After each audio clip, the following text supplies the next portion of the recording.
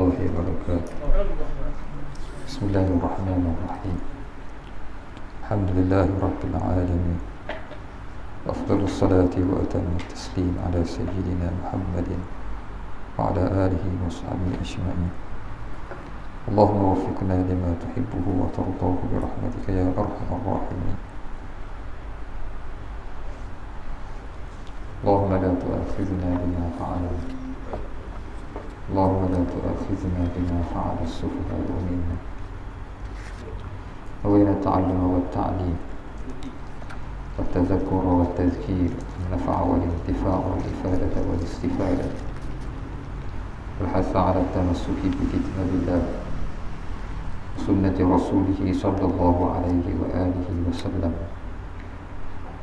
والدعاء للهدى والدلالة على الخير، ابتغاء وجه الله ومرضاته وقربه وثوابه سبحانه وتعالى. وصلى الله على سيدنا محمد وعلى آله وصحبه وسلم.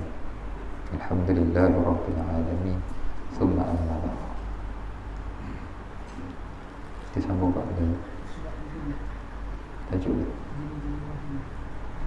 ini jenis wahyu.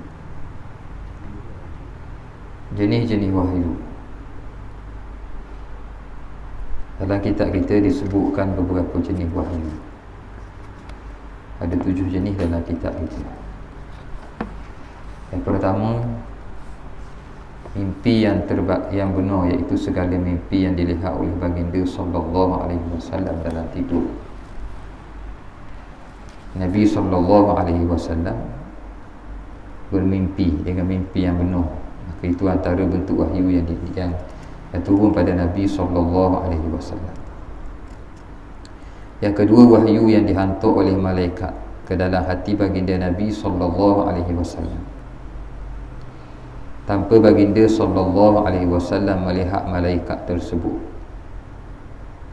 Yang ketiga, malaikat datang menyampaikan wahyu kepada baginda sallallahu alaihi wasallam berupa seorang lelaki-lelaki. Yang makna malaikat biasa berupa dengan rupa Sayyiduna Dihya Al-Kalbi. Yang keempatnya, wahyu datang kepada baginda sallallahu alaihi wasallam seperti bunyi dentingan loceng, dan keadaan ini amat berat kepada Rasulullah sallallahu alaihi wasallam. Nabi sallallahu alaihi wasallam dengar bunyi dekat telinga Nabi sallallahu alaihi wasallam. Dan sehingga bila Nabi sallallahu alaihi wasallam, sahabat-sahabat antaranya yang pun mendengar Nabi sallallahu alaihi wasallam terima wahyu dalam keadaan ini, sehingga berpeluh Nabi sallallahu alaihi wasallam kerana berat wahyu yang ditanggung oleh Rasulullah. Yang kelima, baginda sallallahu alaihi wasallam melihat sendiri malaikat yang datang menyampaikan wahyu dalam rupa bentuk asalnya di situ. Yang makna Nabi sallallahu alaihi wasallam lihat Nabi dengan rupa asal. Yang keenam, wahyu yang disampaikan oleh Allah dalam Mi'raj. Yang ketujuh ialah percakapan ataupun kalamullah kepada baginda sallallahu alaihi wasallam secara langsung tanpa perantaraan malaikat. Ini beberapa bentuk wahyu yang turun kepada Nabi sallallahu alaihi wasallam. Disebut dalam hadis satu persatu oleh Nabi sallallahu alaihi wasallam. Maka bila Nabi sallallahu alaihi wasallam terima wahyu, maka bermula dakwah. Maklum kepada kita bahawa dakwah itu terbahagi kepada 2. Satu, dakwah Nabi pada permulaan secara rahsia, kemudian dakwah Nabi secara terang-terangan. Lalu kata pengarang, Nabi sallallahu alaihi wasallam memulakan dakwah kepada kaum baginda sallallahu alaihi wasallam secara rahsia. Sayyidina Abu Bakar As-Siddiq radhiyallahu taala anhu merupakan lelaki pertama yang telah memeluk Islam. Sayyidina Abu Bakar orang pertama memeluk Islam. Sayyidatuna Khadijah wanita pertama. Sayyidina Ali bin Abi Talib kanak-kanak pertama. Sayyidina Zaid bin Harithah hamba lelaki pertama, dan Ummu Aiman hamba wanita pertama yang memeluk Islam. Kalaulah untuk diketahui siapa yang Islam dulu, itu diperbahasakan oleh para ulama. Bila dakwah Nabi SAW secara rahsia, maka orang yang pertama yang mengetahui Nabi SAW terima wahyu ila Sayyidatuna Khadijah, maka pastinya yang mula-mula beriman adalah isteri Nabi SAW. Dan orang yang dekat dengan Rasulullah ialah Sayyidina Ali. Maka boleh dikatakan secara umumnya yang mula-mula menerima dan beriman dengan Rasulullah SAW ialah Sayyidatuna Khadijah dan Sayyidina Ali bin Abi Talib. Kemudian diikuti oleh sahabat-sahabat yang lain. Oleh sebab tidak tahu secara teratur siapa yang dulu, siapa yang kemudian. Dan maklum bila dakwah ni secara sembunyi, maka ada orang tidak tahu kawan ni masuk Islam dah, tidak tahulah sebab nusuk-nusuk saja. Masing-masing tidak berani untuk mengakui beriman dengan Nabi SAW. Maka ulama mudah cerita buat susung. Orang lelaki mula-mula masuk Islam sekian, orang puan sekian, hamba sekian. Padahal kalau ikut Sayyidina Abu Bakar pasti terkemudian daripada Sayyidatuna Khadijah. Ini Sayyidina Khadijah dululah sebelum Sayyidina Abu Bakar As-Siddiq radhiyallahu taala anhu. Tapi dalam kitab kita disebut bahawa yang orang lelaki pertama ialah Sayyidina Abu Bakar As-Siddiq. Bukan bermakna bahawa Sayyidina Abu Bakar As-Siddiq dulu beriman, barulah isteri Nabi beriman kepada Nabi SAW.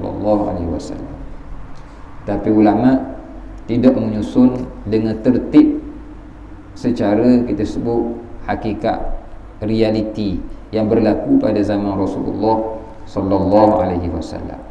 Maka tiap-tiap orang yang awal memeluk Islam ini bawa orang lain pula untuk memeluk Islam. Dan disebut bahawa kemudian Sayyidina Abu Bakar As-Siddiq terus giat berdakwah dan beliau telah membawa orang yang lain memeluk Islam. Antara yang dibawa oleh Sayyidina Abu Bakar As-Siddiq ialah Sayyidina Uthman bin Affan, Zubair bin Al-Awwam, Abdul Rahman bin Auf, Sa'ad bin Abi Waqqas dan Talhah bin Ubaidillah. Maka ini antara sahabat-sahabat yang terawal. Bahkan nanti bila kita baca kitab Syama'il akan diceritakan baginda Sa'ad bin Abi Waqqas mengatakan bahawa saya termasuk daripada 7 yang terawal memeluk Islam. Kata dia masa itulah, yakni antara yang terawal. Bukan kata nombor 1 sampai nombor 7 begitu, tetapi antara yang terawal memeluk Islam. 7 ni kira kamcing lah, mudah cerita, mula-mula masuk memeluk Islam. Dan Sayyidina Sa'ad menceritakan bagaimana payah generasi awal terdahulu memeluk Islam. Dalam kitab Syama'il, bila kita baca nanti dengan Al-Fadhil Ustaz Faiz, maka dia akan ceritakan pada kita. Antara benda yang disebut adalah tentang macam mana Sayyidina Sa'ad ni ditohmah oleh penduduk yang mengatakan bahawa dia ni merupakan amir yang tidak bertanggungjawab. Dan Sayyidina Sa'ad mempertahankan, kalaulah aku yang berkorban dengan Rasulullah SAW ini, mempertahankan baginda SAW, kata Islam aku dok comel, aku dok bertanggungjawab, maka tak ada lah orang juruhnya. Kenapa? Kerana aku merasai kepayahan yang orang lain tak rasa. Yang sahabat yang terawal merasai kepayahan untuk mempertahankan akidah itu yang tidak pernah dirasakan oleh generasi selepasnya. Setelah itu baginda SAW memulakan dakwah kepada kaum kerabat baginda SAW yang hampir secara rahsia selama 3 tahun berterusan, sehinggalah tibanya masa untuk melakukan dakwah secara terang-terangan. Ialah walaupun Nabi SAW tu dakwah secara rahsia, melibatkan ahli keluarga, maka pada peringkat awal apabila melibatkan ahli keluarga, musyrikin pun dah bimbang, mereka dah kacau. Maka di sana ada riwayat bahawa ada seorang yang pernah melihat Nabi SAW sembahyang dengan Sayyidina Ali dan Sayyidatuna Khadijah. Sehingga ada orang tanya, buat benda tu nak siapa pun tu Muhammad, tu isterinya Khadijah, tu sepupunya Ali. Maka masa tu ada orang bimbang, tak bimbang, sebab hanya melibatkan 2-3 orang dan melibatkan ahli keluarga sahaja. Tapi apa yang menggusarkan musyrikin apabila dakwah bermula secara terang-terangan, maka itulah bermula penentangan kepada Rasulullah sallallahu alaihi wasallam. Kerana tiap-tiap mereka bimbang, hilang pengaruh, hilang pangkat, hilang kedudukan, mereka akan rasa kedudukan mereka tergugat apabila Nabi sallallahu alaihi wasallam mula untuk berdakwah secara terang-terangan.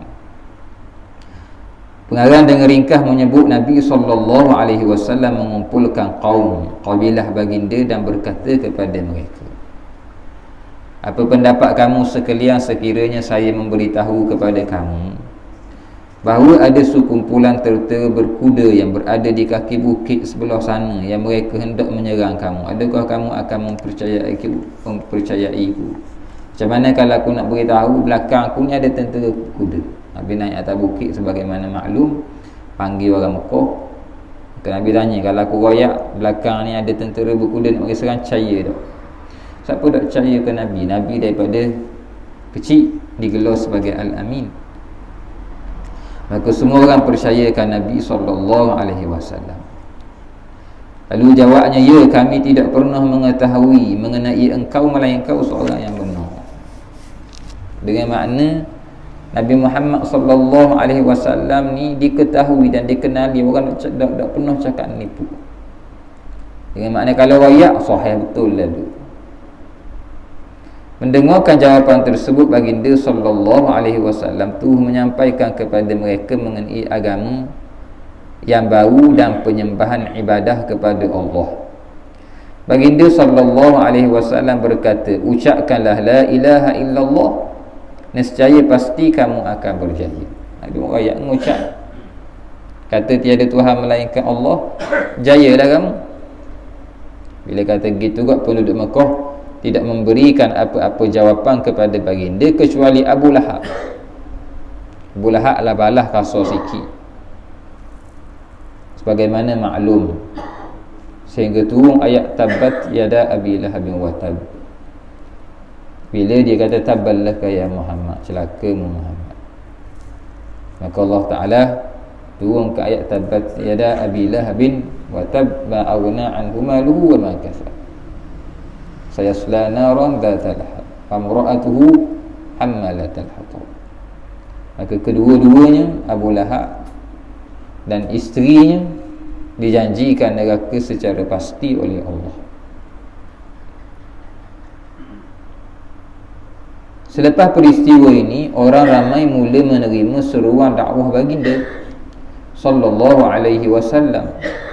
Baginda sallallahu alaihi wasallam juga meneruskan usaha dakwah siang dan malam, sementara orang Quraisy pula mengganggu dan menyeksa mereka yang telah memeluk Islam.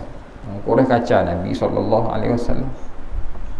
Nabi ajak bila terang kok, maka pemimpin-pemimpin pembesar Quraisy rasa bimbang, kacau sungguh Nabi, buat seksaan. Siapa-siapa masuk Islam maka akan diseksa, akan diazab. Maka bila tekanan yang sangat, padahal di kalangan yang memeluk Islam ni ramai hak dhaif, maka bermula seruan Nabi SAW untuk hijrah ke Habasyah. Maka berlaku hijrah pertama ke Habasyah. Kata pengarang, tak kala gangguan daripada kafir Quraisy terhadap orang Islam semakin bertambah, Nabi SAW pun memerintahkan mereka untuk hijrah ke Habasyah, Ethiopia, supaya mereka dapat menyelamatkan agama mereka. Memberitahu kepada mereka, baginda beritahu, di Habasyah ada seorang raja yang tiada menzalimi siapa pun, iaitu Najasyi. Najasyi ini gelar bagi raja Habasyah. Maka di Habasyah ada raja, masa tu raja Najasyinya baik. Najasyi ni gelar ni. Macam Fir'aun gelar bagi raja Mesir, Najasyi gelar bagi raja Habasyah. Tubak gelar bagi Raja Yaman. Ni tiap-tiap raja ada gelar dia. Maka Najasyi pada zaman Rasulullah tu orangnya baik. Walaupun pada asalnya dia tidak beriman dengan Nabi SAW, tetapi selepasnya dia beriman dengan Rasulullah. Tapi ketika hijrah ni tak beriman lagi dia. Bahkan Najasyi ni penuh hadiah ke Nabi SAW. Dengan hadiah ketika mana dia masih belum beriman, tidak beriman lagi, dia hadiah ke Nabi SAW. Maka sekumpulan orang Islam yang terdiri daripada 11 orang lelaki dan 5 orang wanita telah berhijrah ke sana. Hijrah ke sana. Penghijrahan mereka ini berlaku pada tahun ke-5 kenabian. Berlaku pada tahun ke-5 kenabian. Iaitu 5 tahun selepas baginda sallallahu alaihi wasallam dilantik menjadi rasul. Nabi dilantik jadi rasul. Walau bagaimanapun, rombongan ini telah kembali semula ke Mekah pada tahun yang sama dengan sangkaan bahawa keadaan di Mekah telah tenang dan ramai orang telah memeluk Islam. Pergi Habasyah sekejap, lepas tu balik semula. Ingat ke okey dah kedudukan balik. Maka berlaku hijrah kedua ke Habasyah. Namun apabila rombongan yang berhijrah ke Habasyah ini sampai ke Mekah, mereka mendapati keadaan di Mekah lebih buruk daripada sebelumnya. Rupanya Mekah teruk. Dengan itu bilangan mereka yang berhijrah ke Habasyah semakin bertambah, sehingga mencecoh 82 atau 83 orang laki-laki dan 18 orang wanita. Sebelumnya 16 orang je. Kali kedua sudah sampai kepada jumlah sehingga 90 orang ataupun 91 orang. Daripada 16 tambah jadi 90 orang. Dengan makna bertambah sebanyak 75 orang. Mereka telah berhijrah pada akhir tahun ke-5 atau pada awal tahun ke-6 kenabian. Yakni selepas 5 tahun Nabi dibangkit jadi Rasul ataupun 6 tahun Nabi dibangkit jadi Rasul. Ini menunjukkan betapa beratnya penyiksaan terhadap orang Islam sehingga membawa kepada penghijrahan mereka. Ialah kalau kita baca kisah macam mana yang menimpa sahabat daripada penyiksaan, sehingga seumpama Sumayyah yang dibunuh, begitu juga suaminya, sehingga Ammar bin Yasir antara orang yang terpaksa mengucapkan kalimah kufur, dengan makna mereka menerima seksaan yang berat yang tak boleh ditanggung. Yang menyebabkan mereka ni seksaannya itu, kalau kita go hari ni balik lah, sebagaimana yang berlaku kepada Bilal yang maklum, tak tahan kita kalau duduk tengah panah buah batu atas, tak tahan kita, tak tergagi apa tak sekali bagi seorang buah batu atas tadi tengah panah, patah pun panah, batu pun panah, bawah bakar atas bakar. Kalau kena gitu kita tak dah 2 minit. Okey gitulah. Baratnya gitulah. Okeylah. Tapi gagah dia. Orang kafir Quraisy bertindak menghantar utusan mereka Amr bin al-As yang ketika itu masih lagi belum memeluk Islam, bertemu Raja Najasyi untuk membuat tuntutan supaya orang Islam dipulangkan semula ke Mekah. Dengan makna musyrikin atau siapa? Amr bin al-As. Masa ni dia tak masuk Islam lagi, tapi dia orang bincang lah. Sebab tu orang kafir musyrikin atau dia kemudian dia memeluk Islam selepasnya. Dia merupakan sahabat Nabi yang menawan dan membuka Mesir, Sayyidina Amr bin al-As. Tapi sebelum tu, ketika mana awal Islam, dia menjadi wakil musyrikin untuk berbincang dengan Najasyi atau mula. Tapi Najasyi tak layan dia. Najasyi memanggil Sayyidina Ja'far bin Abi Talib datang. Lalu beliau telah menjawab segala tuduhan Amr bin al-As dan memberitahu kepada raja bahawa mereka terpaksa berhijrah semata-mata untuk menyelamatkan agama mereka daripada siksaan musyrikin Mekah. Dan Najasyi ni raja hak baca juga kitab-kitab dulu. Maka kalau nak lekok dia tak jadi.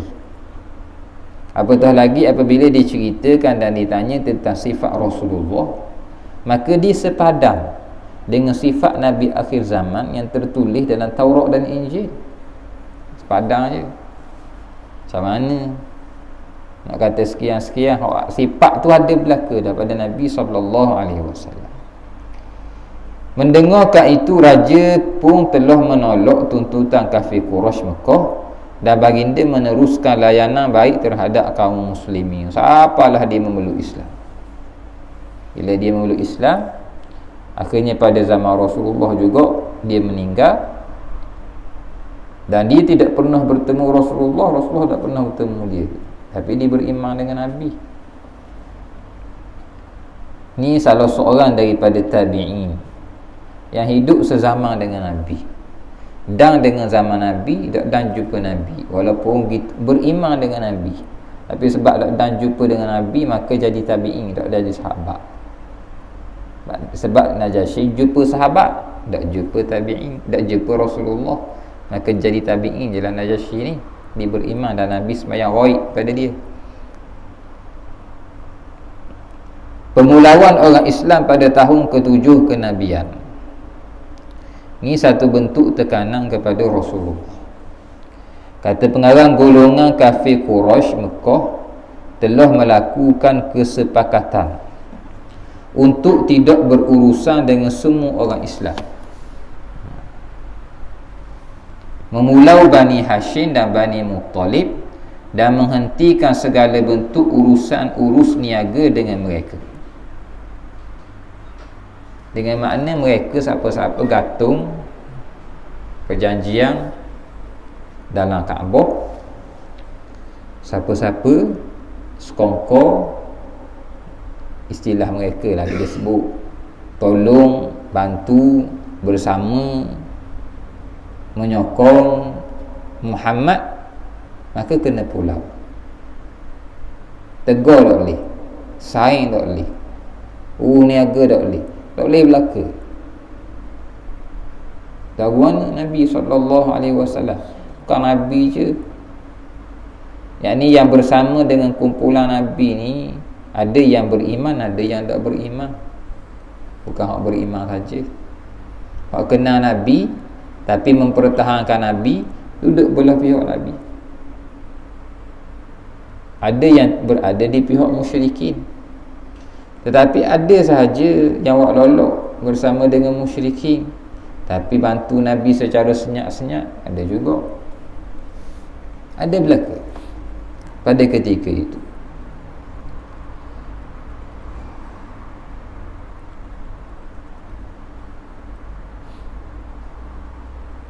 Tekanan dan pemulawan ini telah berlanjutan selama 3 tahun, sehingga memaksa orang Islam makan daun-daun pokok. Lalu beberapa orang yang disegani dalam kalangan kafir Quraisy melakukan usaha untuk menyelamatkan Bani Hashim dan Bani Muttalib serta orang-orang yang ditindas. Ada usaha. Mereka bangkit untuk mengoyok lembaran yang tersyahtak di dalam kesepakatan kafir Quraisy untuk berpegang dengan isi kandungannya mengenai pemulawan kaum muslimin. Lembaran tersebut diletakkan di dalam Kaabah supaya isi kandungannya dihormati oleh semua orang. Tetapi apabila mereka sampai, mereka melihat lembaran tersebut telah dimakan anai-anai, kecuali perkataan Bismikallahumma yang masih tinggal. Allah Ta'ala buat lepas 3 tahun, anak-anak makan. Ada belaka dah, hanya tinggal perkataan Bismikallahumma. Bila tak ada dah surat, maka dengan sendirinya pemulawan dan penindasan ini pun berakhir. Orang yang disegani itu katanya berjumlah 5 orang: Hisham bin Amir, Zuhair bin Abi Umayyah, Mut'im bin Adi, Abul Bakhtari bin Hisham, dan Zam'ah bin Aswad. Ni orang yang cuba nak bantu Nabi ni, tapi tak ada bantu pun kerana anai-anai terlebih dahulu yang makhluk Allah yang menghancurkan surat perjanjian tersebut. Tahun sedih, tahun ke-10 kenabian. Ini 10 tahun jadi rasul. Kita baca rekah-rekah dulu. Pada tahun ke-10 kenabian, bapa saudara Nabi SAW Abu Talib, yang sentiasa memainkan peranan memberi perlindungan kebendaan kepada baginda SAW, telah meninggal dunia. Abu Talib meninggal. Lalu kata pengarang 3 atau 5 hari kemudiannya isteri Nabi pula, Sayyidatuna Khadijah, meninggal dunia dalam sekejap. Yang mana beliau sentiasa memainkan peranan penjagaan dan sokongan kepada baginda. 2 orang. Siapa? Sayyidatuna Khadijah, Abu Talib. Abu Talib ni ibaratnya yang menyokong Nabi luar. Macam mana Nabi boleh dakwah orang Mekah, kalau orang musyrikin tak berahi Nabi, macam mana Nabi boleh hidup di Mekah? Sebab ada Abu Talib. Itu sebab dia. Abu Talib ni pemimpin bangsa Quraisy. Nak nak konsep barang-barang tak boleh juga. Sehingga bila Abu Talib pujuk Nabi banyak kali, Nabi kata, kalau letak matahari alik kanan, bulan alik kiri, untuk aku tinggalkan dakwah ni tak akan sama sekali. Kata Abu Talib, kalau gitulah pergi ya, tak apa lah, aku tolong lah, aku sokong je. Kalau gitu lah. Maka selama ni boleh duduk Mekah sebab apa? Sebab Abu Talib ada. Dan kalau Abu Talib ada pun, kalau kena sama tak tahan. Maka Sayyidina Khadijah ni berperanan untuk bagi sokongan jiwa, semangat. Maka ada 2. Satu sokongan zahir, ada sokongan yang batin. Dengan makna ada sokongan untuk menguatkan motivasi kepada Nabi sallallahu alaihi wasallam. Maka ada isteri, ada pak saudara. Tiba-tiba Allah Ta'ala uji Nabi sallallahu alaihi wasallam. Tahun 10 kerasulan ni, 2 orang yang Allah Ta'ala ambil sekaligus. Macam mana orang yang selama ni beri semangat, motivasi kepada Nabi, tak ada. Orang yang selama ni mempertahankan Nabi luar untuk dakwah, tak ada lah. Bahkan selepas ni kita akan lihat Nabi dok gilah dah Mekahnya, dok tupulah dah. Abu Talib tak ada. Dengan makna kalau semasa Abu Talib ada, masih ada yang berani curi Nabi ataupun buat jahat ke Nabi, bila Abu Talib tak ada lagi berani nak buat jahat ke Nabi, lagi berani. Kalau kita 10 tahun ni lama, dengan tekanan yang diberikan kepada Rasulullah tu, buat tak tahan. Kita kalau kita cakap gini, orang cakap kedai kopi pasal kita tak buah, tak akan. Ngajar, tiba-tiba orang bahang kita kedai kopi. Tak apa, ada mengajar dah surah tu. Apa? Mengajar surah pun orang bahang kedai kopi. Tak apa, kita ngelah ni. Ada. Orang telefon kita tutup lah. Tak ada hari dah. Kadang-kadang bahang dah kedai kopi. Habis bukan gitu. Tekanan tu sangat kuat pada Rasulullah sallallahu alaihi wasallam. Tapi Nabi bertahan. Tahan Nabi. Maka tahun tu aku panggil dia Amul Huzni, tahun sedih. Tahun sedih kata Syekh Buti. Apa? Sebab Nabi duk fikir sedih Nabi. Mekah ni tempat beranak Nabi. Kita kampung kita sayang. Sayang kampung saya. Kalau selama ni duduk situ lah, boleh batin kampung, nak tolong kampung sekian. Tiba-tiba sekak sedih. Sedih. Kan sedih sebab batang tubuh dah. Memang kullu nafsin za'iqatul maut, tiap-tiap hak meninggal mati belaka. Nabi tahu itu hakikat, Nabi tahu. Jadi sedih bukan semata kerana batang tubuh. Tapi sedih apa? Sedih mikir orang nak tolong. Tak boleh royak dah orang kampung. Ada jalan. Selama ni ada orang tukang bawa gigi yang orang jaga. Ni tak boleh, kapung sendiri tak boleh dah. Dan awak gua ni sedih Nabi ialah kerana selepas ini tugas untuk berdakwah kepada orang tempat lahir sendiri Mekah, hak Nabi sayang tu tak boleh. Tak boleh dah. Tak boleh, tak ada. Dan awak gua ni selepas kematian Abu Talib, pihak Quraisy mula menyusahkan dan mengganggu bagi dia. Ada berani lah dah Abu Talib tak ada. Boleh pergi ya Mekah dengan mana? Ibaratnya kalau Nabi tebang juga, dia berani buat. Banyak dah rancangan nak bunuh Nabi, nak sekian Nabi, nak buat ni ke Nabi, macam-macam. Hak tahu dah.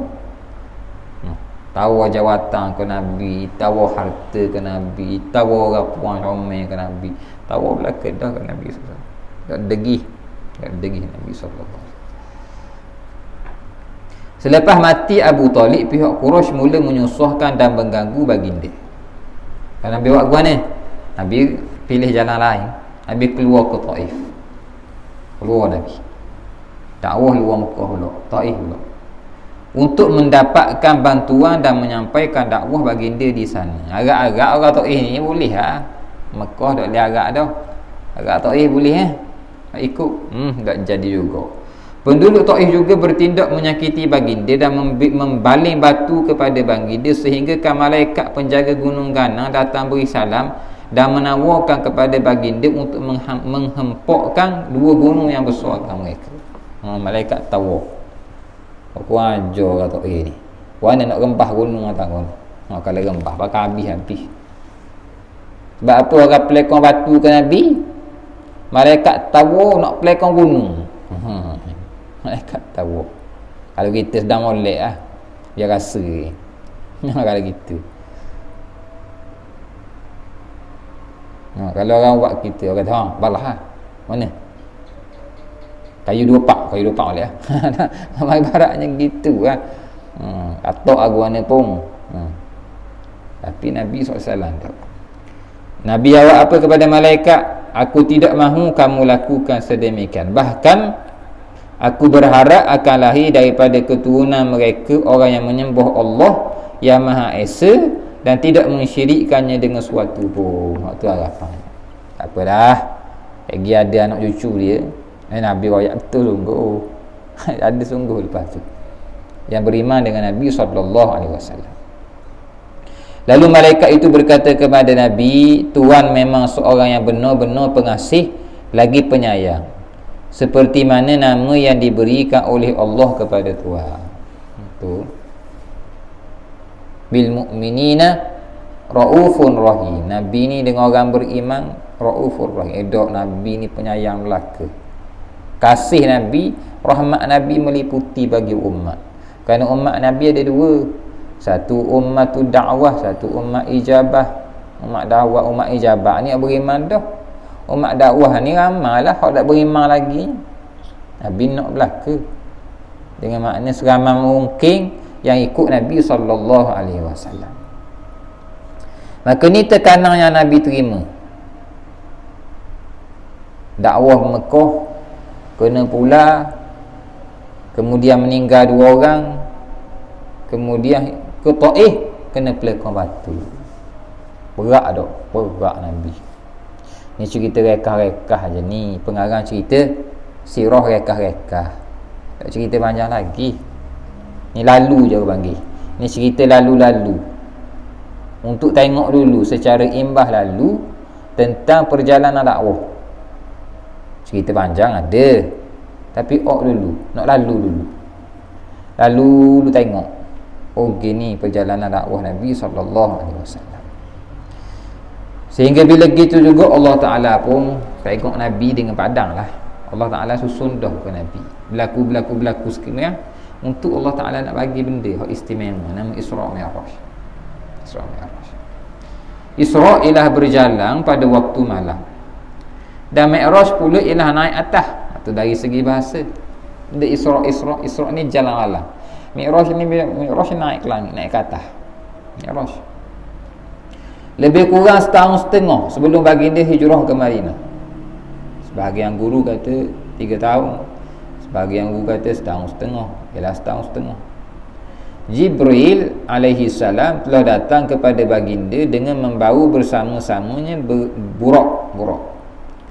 Seekor binatang yang sangat laju yang hanya ditunggangi oleh para nabi.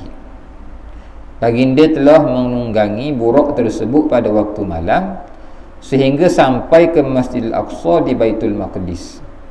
Di sana baginda sallallahu alaihi wasallam mengimami para nabi alaihi wassalam bersolat. Ini menjadi dalil yang menunjukkan keutamaan baginda mengatasi semua para nabi yang lain.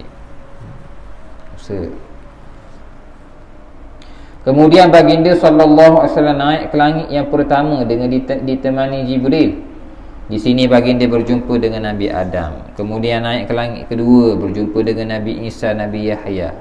Kemudian naik langit ketiga, bertemu dengan Nabi Yusuf. Naik ke langit keempat, bertemu dengan Nabi Idris.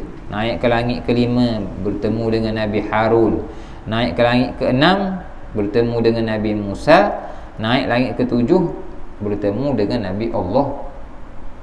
Di sini baginda telah melihat Baitul Ma'mur yang merupakan tempat tawaf para malaikat, berada setentang di atas Kaabah. Di sini baginda berjumpa dengan Nabi Ibrahim yang sedang menyandarkan badannya di Baitul Ma'mur.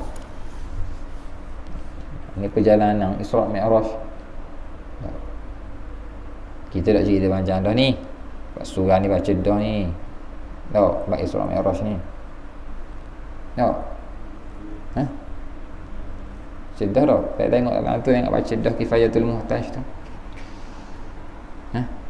Bukan sampai dah baca Kifayatul Muhtaj. Cedah. Bab Isra' Mi'raj tu. Cerita panjang bab Isra' Mi'raj. Kemudian baginda sallallahu alaihi wasallam menuju pula ke Sidratul Muntaha. Apabila sampai di sini, Sayyidina Jibril berhenti dan berkata kepada baginda, "Tuan teruslah maju ke hadapan. Sekiranya tuan terus maju, tuan akan dapat meneruskan perjalanan. Sekiranya saya maju, saya terbakar." Nabi jalan Isra' ni jalan Masjidil Haram sampai Aqsa, naik buraq. Ketika naik buraq tu lah Nabi turun di Taibah, di Madinah. Naik semula, terbang, turun di Madian, terbang, turun di Turi Saina, terbang, turun di Baitul Laham. Nabi turun beberapa kali. Dalam perjalanan tu Nabi turun beberapa kali. Kemudian dalam perjalanan Nabi tengok tu, Nabi tengok ni, Nabi tengok tu, baru sampai ke Aqsa. Sampai Aqsa, sembahyang 2 rakaat. Lepas sembahyang penuh, dia tengok para rasul dan malaikat. Kemudian masing-masing duduk dalam saf. Malaikat tolak Nabi jadi imam, Nabi jadi imam 2 rakaat. Sudah naik ke langit. Tiap-tiap langit jumpa Nabi. Nombor 1 Nabi Adam. Sampailah langit ke-7, jumpa dengan Nabi Allah Ibrahim. Sudah naik lagi sampai Sidratul Muntaha. Malaikat Jibril kata, "Sini je kita." Terbang naik bakar. Lepas dah Nabi SAW lepas. Baginda meneruskan perjalanan sehingga sampai ke satu tempat yang tiada mana-mana makhluk pun pernah sampai ke situ. Di sini Allah telah bercakap-cakap dengan baginda dan menyampaikan kefarduan solat 5 waktu kepada baginda. Boleh sembahyang. Sinilah Allah Ta'ala fardukan sembahyang. Tak apalah kita hari ni sembahyang 5 waktu. Setelah baginda sallallahu alaihi wasallam pulang semula ke Mekah, baginda menyampaikan kepada orang ramai mengenai peristiwa yang telah dilalui oleh baginda dalam perjalanan Isra' Mi'raj. Orang yang kuat imannya membenarkan perkhabaran baginda, sementara orang yang lemah imannya telah menjadi murtad. Dengan makna ni ujian untuk umat Nabi. Bila Nabi turun kok Hanif kata sampai cerita ke orang, Nabi kata tak boleh kena cerita. Nabi cerita semacam Abu Jahal bila Nabi cerita dulu dah kalau cerita sedap ni nak panggil orang lain tau. Dia tak kata tipu lagi. Sungguh Muhammad, sungguh. Dah rupa orang, rupa lah. Rupa orang cerita lah. Sebab tu juangnya lah nak bodohkan Nabi tu juang dia. Akhirnya tak puas hati dah, kalau gitu cerita. Gidah dina guana. Ya orang pergi jalan ni bukan puas hati belaka. Oh, di sini surah tu ada 6 tiang. Lepas tu tikat dia ada tadi kita tengok ada 8. Lepas tu tangga dia ada 7 anak. Tak duk lah bilang gitu. Mana ada. Kalau bogi pergi tengok sekejap saja. No. Kalau kita pergi semayang surah, dah kamu pergi semayang surah tu, kapek di mana dia? Tiang dia apa? Tak duk. Apa boleh jawab mu apa tanya sesa. Setakat tahu tak ingat, tak ingat. Tapi nak suruh nampak Nabi ni gitu, tanya Nabi sungguh. Sehingga Allah Ta'ala memperlihatkan kepada Nabi SAW Aqsa Nabi boleh cerita sekian. Kita sungguh kan? Dah betul. Lepas tu kalau betul, doa semacam tak orang yang kufur. Bahkan ada yang telah beriman murtad daripada ajaran agama Nabi SAW. Ini ujian. Lepas cerita Isra' Mi'raj, Nabi melakukan dakwah kepada kabilah-kabilah. Mula Nabi jumpa. Bila musim haji, Nabi pun dakwah. Apa orang dia jahat, musyrikin ni, bila Nabi pergi, dia ikut belakang. Nabi jumpa kumpulan ni, maka dia kata, mu jangan percaya. Orang sini tak percaya ke dia? Dah mari tu orang luar belaka. Tiba-tiba bila Nabi nak pergi, orang Mekah ni royak, mu percaya ke dia? Orang sini tak percaya ke dia? Pergi sini, mu jangan percaya dia, orang percaya ke dia? Tapi Nabi tetap. Dah sebab nak cerita ke orang pun sakok dah. Kita sakok dah. Akhirnya ialah tunggu orang luar mari daripada luar untuk mari buat haji. Pergi jumpa sekabilah. Sehingga bertemu Nabi satu kumpulan dari Yathrib, yakni Madinah. Lalu baginda mendakwah mereka kepada Islam. Mereka telah menerima dakwah baginda dan telah memeluk Islam, namun ketika itu mereka masih belum lagi bai'ah dengan Nabi. Tak bai'ah lagi, tapi terima dulu. Usul, okey beres, boleh. Kenapa? Kerana kabilah ini ada baloh dengan Yahudi kampung dia. Maka ceritanya sekian, boleh kita dulu Nabi ni. Kalau dia ke Yahudi ni, boleh kita dulu. Kerana Yahudi duk royak amu, kegi Nabi akhir zaman bakit lagi, mampu kamu. Dok rupanya Yahudi dia boleh sakit. Maka bila begitu, maka mereka setuju untuk ikut Nabi SAW. Sehingga berlakulah bai'ah Aqabah yang pertama dan bai'ah Aqabah yang kedua. Rombongan dari Yathrib datang semula bertemu baginda setahun selepas pertemuan pertama pada tahun yang sebelumnya. Mereka bertemu baginda di satu tempat bernama Aqabah. Ramai mana 12 orang lelaki daripada kabilah Aus dan Khazraj. Ketika ini mereka telah bai'ah dengan baginda. Baginda mengutus Sayyidina Mus'ab bin Umair dan Sayyidina Abdullah bin Ummi Maktum bersama-sama. Mereka pulang ke Yathrib untuk ajar Quran kepada orang Islam dan bagi mendakwahkan orang kepada Islam. Maka mereka balik, tak balik seorang lah, tak balik kumpulan mereka sajalah. Nak belajar Islam daripada siapa? Mus'ab, Abdullah bin Maktum dia ajar. Itu bai'ah Aqabah pertama. Aqabah kedua, bulan Zulhijjah. Selepas berlalu masa setahun daripada pengutusan Sayyidina Mus'ab bin Umair radhiyallahu ta'ala anhu ke Yathrib, beliau kembali ke Mekah serta membawa 73 orang lelaki dan 2 orang wanita bersama-samanya. Mereka telah berbai'ah dengan Nabi untuk membantu dan membela seruan dakwah baginda. Sayyidina Mus'ab telah berjaya menanam benih-benih Islam dalam jiwa orang Yathrib dan menyediakan mereka untuk menyambut dakwah Islam yang tersebar dari Madinah ke seluruh pelosok alam. Ini adalah perjalanan dakwah Nabi SAW di Mekah secara ringkas sebelum hijrah Nabi SAW ke Madinatul Munawwarah. Kita sambung dalam pertemuan akan datang insya-Allah. Subhanakallah bihamdik, nasyhadu an la ilaha illa anta, nastaghfiruka wa natubu ilaik. Bismillahirrahmanirrahim. Wal 'asri innal insana lafi khusrin, ladzina amanu wa 'amilus shalihat wa tawasaw bil haqqi wa tawasaw bis sabr. Assalamualaikum warahmatullahi